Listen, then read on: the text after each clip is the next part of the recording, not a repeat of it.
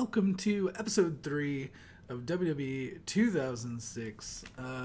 We ran Raw in our last episode, and tonight we're going to have SmackDown. I saw Ultimo Guerrero is having problems with C-Mill, or CML, whatever you call it. I call it C-Mill. I've been debating on picking him up. Plus, I went and checked the Power 500, and he's number 12, top 15, not bad. Above, Chris Benoit, Rey Mysterio. He's up there. He's in the elite status. So I think I'm actually going to try to send him a contract. Chris Hero said to be unhappy after reportedly being told that Chikara will no longer be booking him as the face of the company. I'm not really searching out people, just cherry picking in the workers tab. But if I see something come up on the stories like Sheamus O'Shaughnessy, hey, he's unhappy? That's fine.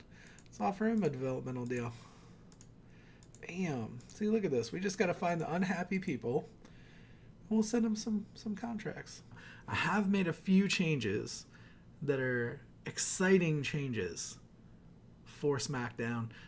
It'll probably be in the title of this video, so I will say Eric Bischoff is coming back, but he's coming to SmackDown. So at the end of last year, Bischoff was ousted from Raw by Vince McMahon. He was publicly fired, thrown in a trash can, or in a trash truck, and driven away by Vince McMahon. But this is SmackDown. This is a whole nother beast, and Eric Bischoff's coming back with some surprises. I'm really excited to book that for tonight's SmackDown. But let's go ahead, jump into SmackDown.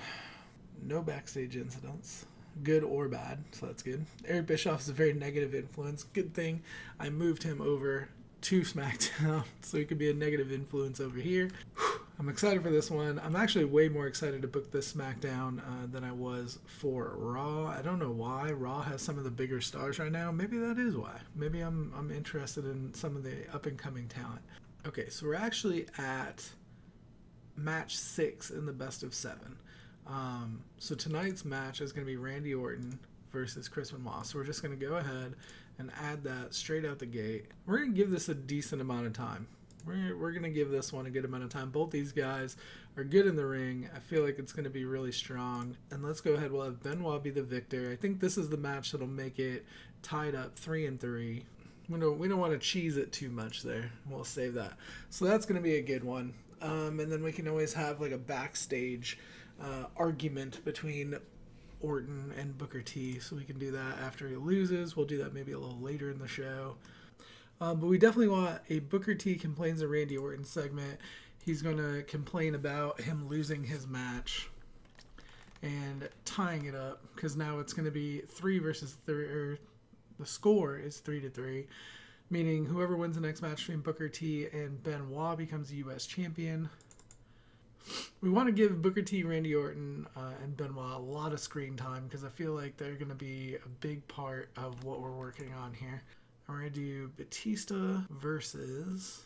Man, we're hurting. We are hurting for good upper mid-card characters. So I'm going to go against William Regal. And we'll put that World Heavyweight title on the line. Let's give them a good amount of time for this match. And we are going to have some distraction on Batista. Let's do Eric Bischoff. Who do we got? The Legion of Doom. Let's throw the Legion of Doom in there. You know what? Yeah, let's throw the Legion of Doom. I was going to say let's throw the Mexicools in there, but I want to get the Legion of Doom a good match here. Plus, I'm not as worried about burying them because I don't have a lot planned for them in the future. And the Mexicools I really could do a lot with.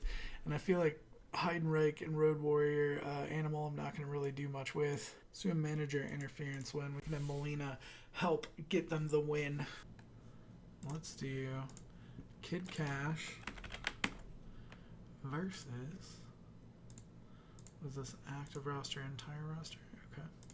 Kid Cash, and let's go ahead and put him against, Psychosis. It's going to be for a non-title match. We're gonna give this one a little bit of time. We need to add a storyline. We're going to do Kid Cash versus the Mexicools. Because I feel like this is going to be something that I'm going to keep ongoing, is me this Kid Cash versus Mexicools. So then we're going to add an angle after the match. Bobby Lashley was doing some good stuff right around now too. Actually, it might not be terrible for Bobby Lashley to pick up a win over JBL. think we might do that, actually. Give us like a 9-minute match. Give it like a good amount of time. Let's just run it. Let's do it. E+. Glad we put that on the pre-show.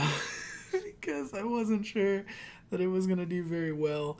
But we have the Gemini basically just come in and squash Funaki and Scotty 2 Hottie. Terrible, terrible rating, but that's fine. The Gemini have excellent chemistry together. It's exactly what we're looking for. The announcing quality lifted the match, so that makes me really happy. The Gemini, though, not great performers. Not amazing performers here. Kendrick in London versus Sags and Knobs. The Nasty Boys getting nasty. The young team taking the win over the established kind of legendary team in the pre-show. Getting that rating of a D, that's fine. Excellent chemistry with London and Kendrick. That makes me super happy because I really want to push them as a major tag team going forward. Hopefully this has at least built up some heat for the show to start. D-, starting the show with this Teddy Long. Oh, even with the quality of announcing didn't help. Angle was a poor way to start the show, took away the crowd's initial enthusiasm. See, Teddy Long just doesn't have it like Vince McMahon. You can't start the show with a Teddy Long segment, I guess. But we do have Booker T and Randy Orton backstage. They should have, they should have gotten the crowd interested a little bit more. C+, probably would have been even higher if it weren't for that Teddy Long flub in the very beginning. But there's a C+. Booker T basically building up Randy Orton for his match tonight to try to take the final win, because this would go 4-2 at this point if Randy Orton were to pick up the win. Goes into Kid Cash versus Psychosis. Kid Cash has been having some problems with Juventud and the Mexicools. He agreed to put his title on the line with Juventud if Psychosis could pick up the win in this non-title match. Psychosis did not come through. Apparently the match didn't have much heat and had terrible wrestling, so that's not good. Oh man, Kid Cash got an injury. A kidney contusion. Hopefully that doesn't mess him up too much. See, I thought their in-ring performance would have been better than that with Cash and Psychosis. I honestly thought it would have been a little better than that. We got an E+ on the freaking beatdown after the fact. Okay, so Kid Cash pretended that it was a good, hard-fought battle. Even after his kidney contusion injury, he still managed to reach down and go to shake the hand of Psychosis and decides to lay him out instead until the Mexicools rush out to the ring and chase him off. There we go. We get into that Chris Benoit Randy Orton match. This probably would have even gotten even better had the crowd been more interested to begin with. It gained heat on the Booker T Benoit feud, so that's good. And it got the crowd interested again. Randy Orton improved in performance skills, so that's good. Pairing him up with Benoit to pick up some of that. We got our hype video for The Undertaker. That's a B. Hopefully that built up the audience a little bit more. D+. Oh. Man, I keep trying to push these younger talents, these less established stars, and man, it hurts in the long run. Johnny Nitro not suited to his gimmicks. We'll have to do something with that. Eminem's going to be a rough one. Eminem's going to be a rough one to keep it going. Their match, though, however, C-. So we did get a little bit better with the match than we did with the pre-match trash talk. Mercury was off his game. Animal was off his game, and they still had a good match.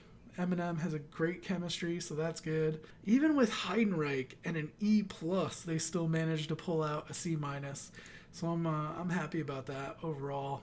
It's a better rating than I kind of expected. I was hoping that the pre-match segment would have gotten a better rating, though. Was wasted on drugs. Okay, we're going to have to talk to Joey Mercury. Okay, Booker T and Randy Orton with a C. I thought this would have gotten a better rating than this. But Booker T and Randy Orton going at it after the fact. Now that the series has been tied up 3-3, Booker T is super upset that Randy Orton couldn't pull out the victory. Causes them to have a rift in their relationship. Wouldn't really call it a friendship. But pushing them farther and farther apart and showing how intense this series of 7 has become, and that Booker T is really on the edge, wanting to get his U.S. championship back. There we go. JBL talking about a lack of competition. B-. JBL coming in the clutch. We needed that. We really, really needed a pick-me-up after that last segment fell a little flatter than I expected. Let's see how JBL versus Lashley goes. C-. We had a C plus and a C minus. That's fine. I was hoping maybe Lashley could pick something up in the long run from that. Penalized for booking decisions. I could see that Layfield should probably go over Bobby Lashley, but honestly, Lashley in this point in his career needs the win more than JBL does. He pins him after 9 minutes with a Dominator. It gives Lashley some momentum going forward. In his career, as he's just building up. JBL can take the loss at this point. He's not in title contention. He's just going to be a loudmouth for a little bit, and he's going to be a complainer. And I feel like that's going to help us out on the entertainment side of things. And hopefully he can give the rub to some younger talent too. Palmer Cannon, I expected this to be kind of low in general. Palmer Cannon vowing revenge on Teddy Long. So nothing much with that. He also reveals that Teddy Long has essentially destroyed and gotten rid of the juniors division that Palmer has built. And he's also been making some... He's been reaching out to some talents that Palmer Cannon hadn't agreed with in hiring, and that the network was having a lot of problems with what Teddy Long is going to be doing. Batista versus William Regal. I'm so happy this got a B-. Batista defeated William Regal after pinfall. During the match, we had Eric Bischoff appear on the screen as kind of like a shock return that Bischoff was back in the WWE, but he is now on SmackDown. He tried to interfere and cause Batista to lose, but he was too focused, and he maintained his composure and able to win the match. Let's just change his gimmick right now. Nice. All right. So Bischoff has come back as a corrupt official, which is essentially his new version of an authority figure. He was fired off of Monday Night Raw. He's coming to SmackDown because Teddy Long is a much weaker version of Vince McMahon, so he'll be able to run roughshod here. And he's coming for Batista, but he's got a little special treat for Batista in this next segment. He appears with Mark Henry and 3 Minute Warning, that is now a returning team, and they decide that they are going to beat up Rey Mysterio to send a message to Batista. It got a D+. I'm actually really sad about that. I was hoping with the star power of Bischoff and Mark Henry and Rey Mysterio that it would carry it here. So we're going to change his gimmick here to an enforcer gimmick, and it came out very good. That's good. Let's see if this works. Came out great. Okay. Above average. Okay, so basically they're all under a heel enforcer gimmick now under Eric Bischoff. He's going to be representing Mark Henry and 3 Minute Warning. Basically, he's coming to take over SmackDown, and he's brought with him the tag team that helped him over on Raw maintain some semblance of order, and he's picked up the world's strongest man in Mark Henry, knowing that he is someone who could take over the SmackDown brand. And the first way to do that is to get the World Heavyweight Championship on Mark Henry, and no better way than to lay out Rey Mysterio and let Batista know what's coming for him. D+, that's rough. Overall, C+. Oh, crowd was disappointed not getting any matches that had their match aim set to storytelling. Okay. 6 days is nothing. He'll be ready to perform by SmackDown next week, so it's not a big deal. A lot of people are upset that Joey Mercury was on drugs. Okay, Joey Mercury, you're gonna be the first one that we deal with here. How do we want to deal with this situation? Well, he's currently one half of the WWE Tag Team Champions, so I'm not going to fire him, okay?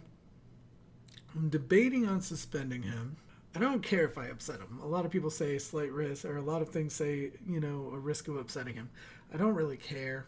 If I suspend him for a month, though, I'm going to have to drop the tag team titles off of him, and that's going to be rough. Let's go ahead and fine him for his first time. He improved his behavior as a result of your handling of the incident. Okay. He's happy. Okay. So we're okay with that. We took a medium approach. We didn't go too easy on him. We didn't go too hard on him.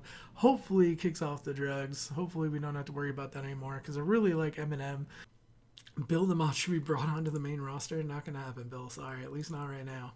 Maybe at some point you can come back as like Hugh Morris to do a couple spot matches, but nothing right now. Okay, so we're on Sunday. It's going to be the first pay-per-view of the year, the first pay-per-view of this TW series. So I'm excited to see where it goes with that. SmackDown went pretty well. Raw, decent as well, but hopefully we can get past this first pay-per-view and start the build towards Royal Rumble, and things will get much better as they go. Let me know what you thought in the comments. Like it if you did, sub if you don't already, and we'll be back soon with New Year's Revolution. Bye.